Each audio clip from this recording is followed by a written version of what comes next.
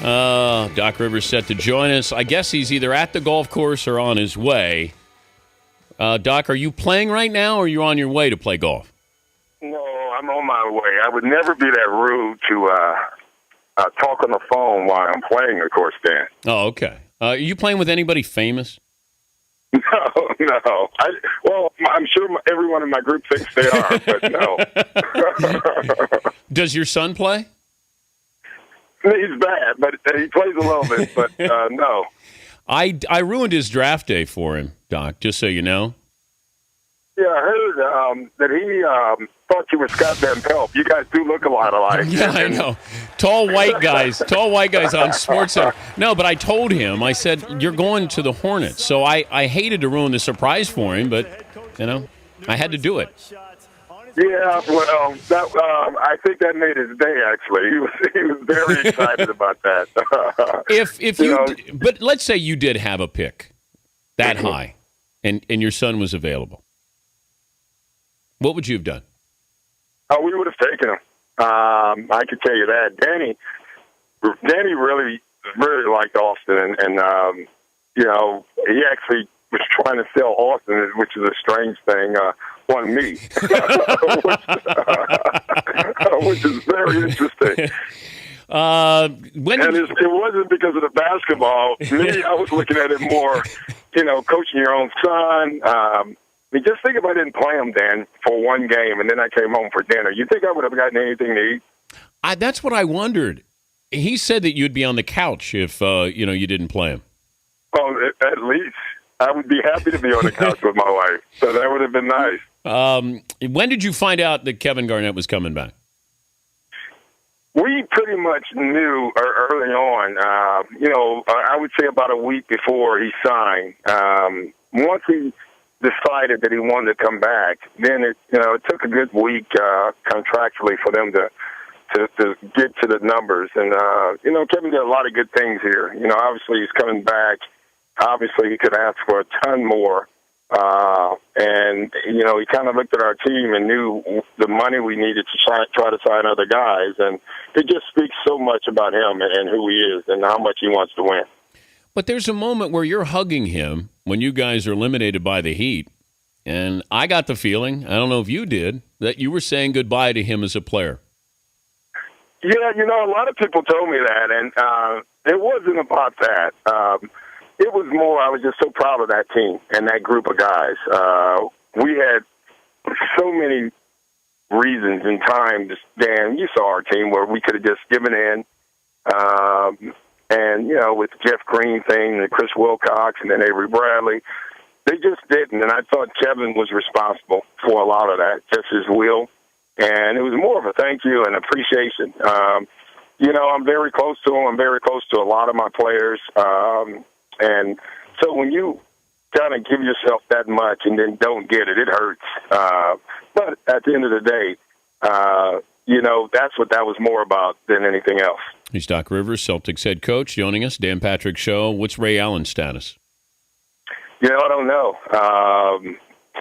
We're working hard, and he has a lot of options, and that's the bad news for us. And so it'll be interesting. I wish I had a feel on it, and I have to say usually I do, but I can tell you on this one I don't. When's the last time you spoke to him? Yesterday. I'm going to talk to him today. I'm going to talk to him tomorrow. I'm going to talk to him the next day. How do you close him? You're recruiting here. Yeah, I need to call Calipari and just see exactly how he does it. He's clearly the best, so I need to call him first. Yeah, but Ray would only be there for one more year. He'd be one and done. That's true. That's totally true. You know what? I take that right now. The difference between LeBron James that you saw this year and this series against the Celtics as opposed to maybe previous years, or was there a difference? Well, he played pretty well against us last year as well, but I just thought this year he was the clear leader of the team, and he was comfortable in that role. I thought last year he didn't know if he should be the leader or could be the leader. I always thought that they almost got in the way of each other last year. And I thought this year roles were pretty much defined. I thought Bosh was comfortable in his skin and how he was playing. Wade was comfortable with allowing LeBron to lead. And I really thought that was the biggest difference. I don't think people understood how hard that is to get a group together in 1 year and get them all to kind of buy into roles. And especially when you have two young guys like Wade and LeBron, that takes a lot. It took a lot for Dwayne Wade, number one, to move out of the way and allow LeBron to do it. And it's also difficult for the guy who now is the leader because he has to prove it every night. And I just thought it was that. I was impressed with his defense and his awareness. He was pretty much locked in. Can we separate fact from fiction here with Rondo, how close you guys were to trading him? It's fiction. We were not very close at all. Obviously early in the last summer, we explored the Chris Paul thing, but other than that, we were never, ever close to trading him besides that moment, and that wasn't even close. I guess I'm confused because I see what he is. Now, there's other things behind the scenes that the published reports say you don't get along with him or there's an attitude there. Wait, to help me behind the scenes at least understand it, because I said you guys would be crazy if you're trading him. I don't know what you would get. But you could not replace him, and especially for our team. You couldn't replace him because we have a bunch of guys, and Kevin and Paul and Ray, and guys who are great shooters, great scorers, but they also need a great point guard to play with them, and Rondo is that. Our relationship is terrific, Dan, and we have had our ups and downs early on, and, he's I don't even want to know if he's moody, stubborn, but he's also a genius, and I've said that since I've had him. And when you're dealing with a guy like that, you have to give him room, which I do.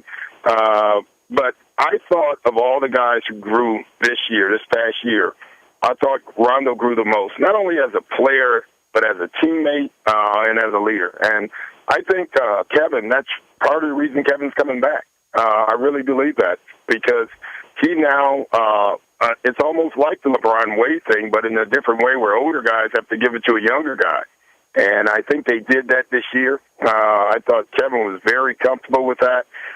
And I thought Rondo took it and did it the right way. I thought he grew in the playoffs as much as any player I've seen grow in a long time. I'm fascinated by him, and I think the shot looks a lot better. And I think if he ever gets that down, it's going to be absolutely he'll average a triple-double. Yeah, if he gets that down, I'm going to be a much better coach. I can tell you that because, you think about what a point guard, and because he's not a great shooter, it's difficult to run certain things. Pick and rolls aren't as effective. But that to me almost tells me, and tells everyone how good Rondo is. Without that shot, what he's doing in our league, it's just remarkable.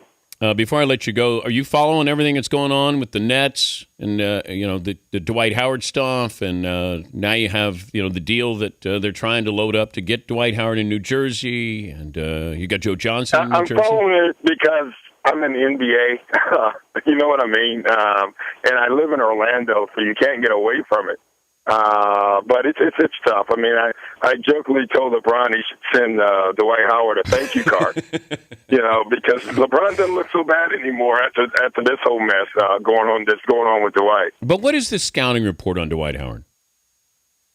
A great defensive player, can literally change the game on one side of the floor, improved offensively, and still needs to grow offensively. And he's still young, and so maturity-wise, I think he needs to grow. This is, listen, what is Dwight, 25? I don't know how old he is. 26, I think.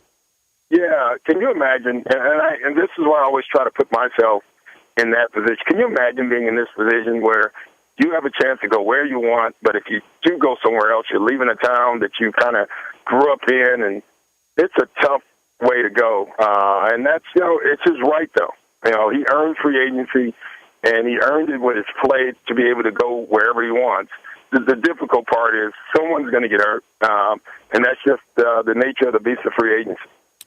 All right, good luck playing golf today. Oh, thanks. I appreciate it. If I was going to say golfing or coaching, what are you better at? Well, I hope coaching. Otherwise, I'm in trouble. Good to visit with you. Thank you, Doc.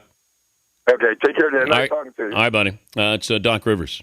I think he's going to be in London doing stuff with the Olympics, so get a chance to see him there. Always fun to talk to him.